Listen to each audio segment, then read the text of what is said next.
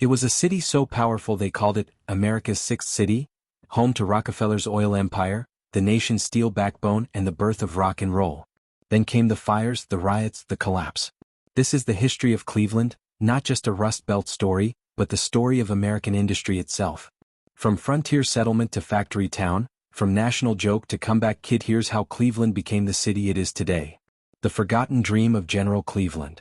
On a humid July day in 1796, a group of weary surveyors cut through the tangled wilderness of Ohio's north coast, driven by ambition and the dream of a new city.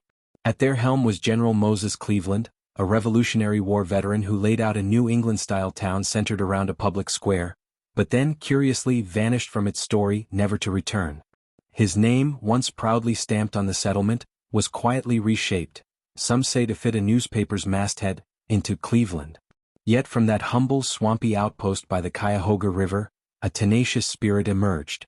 Lorenzo Carter, the first settler, built a lonely cabin on the banks, and in time Cleveland would supply troops in the War of 1812, nearly go to war with its neighbor over a bridge, and become a beacon of freedom on the Underground Railroad, known in hushed tones as Station Hope.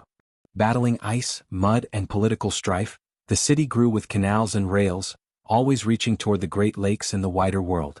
By the time the Soldiers and Sailors Monument rose on Public Square in 1894, Cleveland had already written itself into the heart of America, a place born of bold plans, bitter winters, and the quiet defiance of those who refused to let the dream die.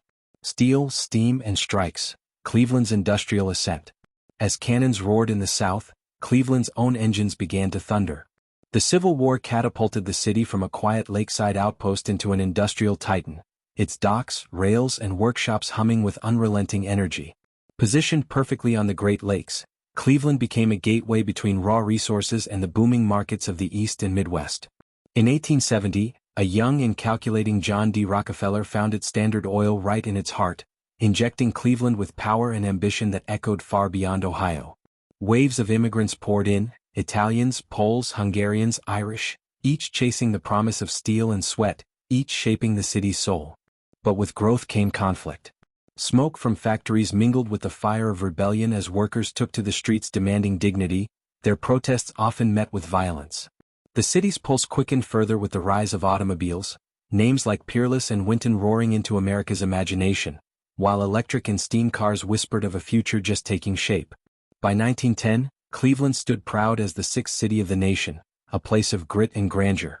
Under visionary leaders like Mayor Tom L. Johnson, who dreamed of public spaces and justice, Cleveland's skyline reached upward, even as the struggle in its streets reminded the nation that greatness was forged not only in boardrooms, but in the hands of those who built it.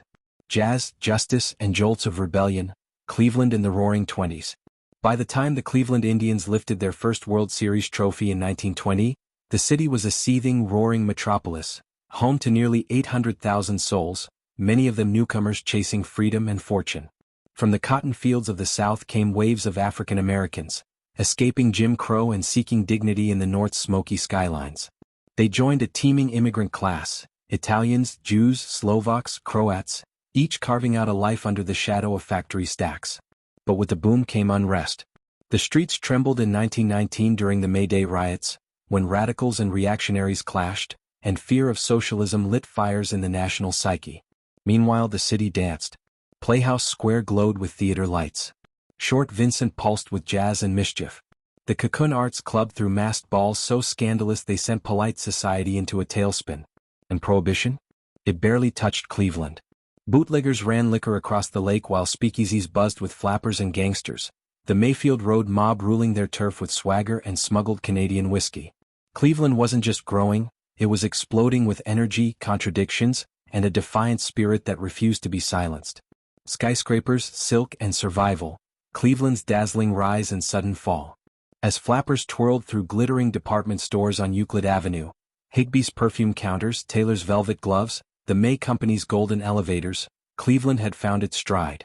It wasn't just a city, it was a statement, a Midwestern Fifth Avenue crowned by the majestic Terminal Tower, which pierced the skyline in 1930 like a steel and stone exclamation point. Amelia Earhart landed from California, jazz blared from radios, and the streets buzzed with shoppers and dreamers. But beneath the glamour, storm clouds gathered. When Wall Street crashed in 1929, Cleveland, like the rest of America, fell hard. Factories went silent, and the proud working class turned to protest. Fisher Body workers sat down. Republic Steel employees stood up. The city bled, but it did not break. Roosevelt's New Deal poured concrete and hope into federal works projects, and by 1936 Cleveland roared back, if only briefly, with the Great Lakes Exposition, a bold spectacle of optimism on Lake Erie's shore. 7 million visitors came, dazzled by the vision of recovery. The Golden Age had cracked, but it hadn't collapsed, not yet. Forged in fire, Cleveland at war. When the bombs fell on Pearl Harbor that December morning in 1941, the shockwaves reached the icy shores of Lake Erie. Among the fallen were sons of Cleveland, Rear Admiral Isaac Kidd and Ensign William Halloran, whose names echoed through the city like a battle cry. Overnight, Cleveland transformed into a crucible of steel and sacrifice, earning its place as a powerhouse in the arsenal of democracy. Under Mayor Frank Losh, factories roared back to life, churning out tanks, planes, and weapons with relentless urgency. Smoke filled the skyline again, not from decay but from purpose. While the world teetered on the edge of destruction, Cleveland held the line with bolts, grit, and the tireless hands of its working class. In those war years, the city wasn't just building machines, it was building history. Echoes of glory, Cleveland's post-war high. In the bright afterglow of victory, Cleveland stood tall, its skyline bustling, its factories booming, and its streets alive with dreams. The war was over, but the city was just hitting its stride. By 1950, with nearly 1 million people calling it home, Cleveland earned the title Best Location in the Nation. The city crackled with pride as the Browns conquered football, the Indians claimed a World Series, and local heroes dominated rinks, rings, and tracks, earning Cleveland the name City of Champions.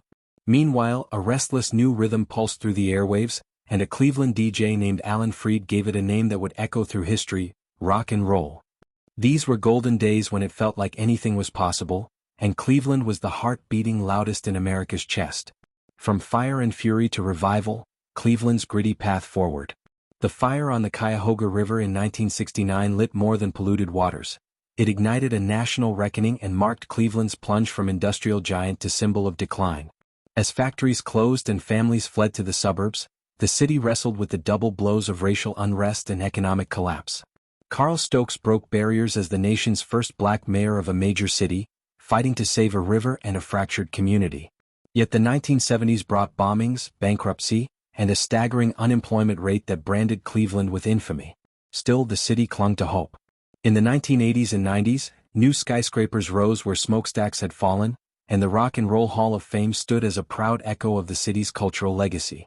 Though hit hard again by the Great Recession, Cleveland didn't fold, it adapted. Cleveland's story proves that American cities can reinvent themselves. Which other urban comeback stories should we explore next? Let us know in the comments. If you enjoyed this journey through time, help us share more history, like, subscribe and hit the notification bell for more from History Love.